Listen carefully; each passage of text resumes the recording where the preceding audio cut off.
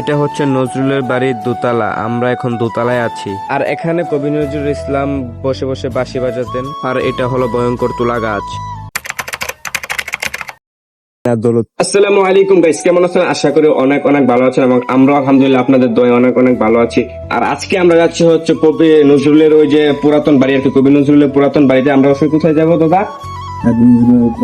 পুরাতন বাড়িতে। এখানে বাৎসরিক ভাবে অনেক বড় করে অনুষ্ঠান এবং মেলা হয় আর কি। আজকে আপনাদেরকে পুরো বাড়িটা দেখানোর চেষ্টা করবো। আশা করি ফুল ব্লগ ভিডিওটা আপনারা দেখবেন। আর এটা হচ্ছে নার্গিস নজরুল বিদ্যালয়। এটা হচ্ছে 2002 সালে স্থাপিত হয়েছে, আর এটা অনেক পুরানো হয়ে গেছে। আর এটা হচ্ছে আপনার নতুন ভবন আর কি, এটা সরকারিভাবে নতুন ভবন করা হয়েছে। আর গাইস আমাদের সাথে যাচ্ছে এই যে আমাদের গিয়াসউদ্দিন ভাই, আর এই যে আমাদের বাইজিৎ বড় ভাই আর কি। আর আমাদের এখান থেকে যাইতে মাত্র কয় মিনিট লাগে জানি ভাই? 10 মিনিটের মতো লাগে আর কি। আমাদের নানি বাড়ির পাশে আর কি, একসাথে আর কি। আর আমাদের নানি বাড়ি ওইদিকে, আর এইদিকে হচ্ছে নজরুলের বাড়ি আর কি। এদিক দিয়ে আমরা যাবো আর কি। আর গাইস আপনাদেরকে একটা জিনিস দেখাই। আর এই যে হচ্ছে ভয়ঙ্কর তুলা গাছ, যা কিনা দৌলতপুর এলাকার বিখ্যাত ভয়ঙ্কর তুলা গাছ। এই তুলা গাছটা দেখতেছেন না, এটার মধ্যে আমাদের গিয়াসউদ্দিন ভাই কয়েকবার কট খেয়ে গেছে। গিয়াসউদ্দিন ভাই কটটা কেমনে খাইছে একটু কৌত? জিনে জিনে করদা দিছিল। জিনে জিনে কটটা দিছিল।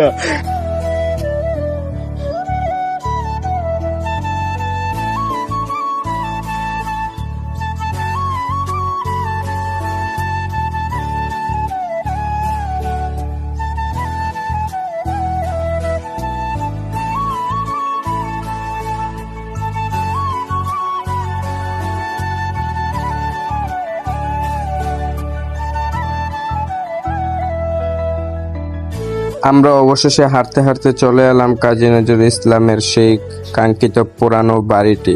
আর এই যে জায়গাটা দেখতেছেন, এই জায়গাটার মধ্যে বসে কাজী নজরুল ইসলাম গান লিখতেন, কবিতা লিখতেন।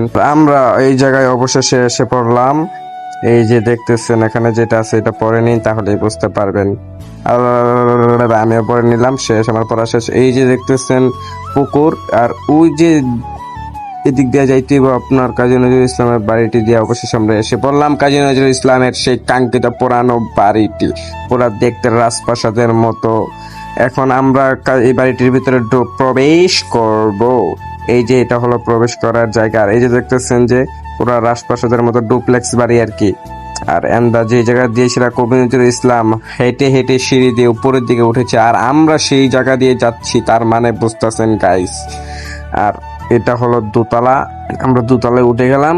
দোতলায় ওঠার পরে যে দেখতেছেন দোতলার ভিউটা আমার কাছে অনেক সুন্দর লাগছে। তবে পুরান হলে একটু ভাঙ্গাচোরা হলে কি হয়েছে, দোতলার ভিউটা আসলে অনেক সুন্দর।